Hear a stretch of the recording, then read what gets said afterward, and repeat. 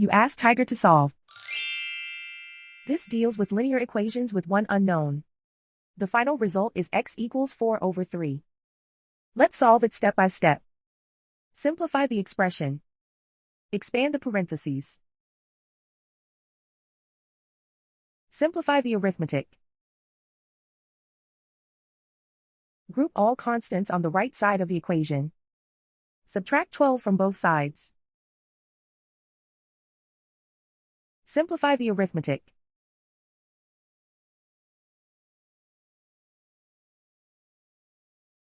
Isolate the x.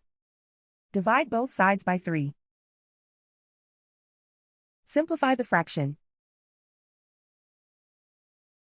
And so the final result is x equals 4 over 3.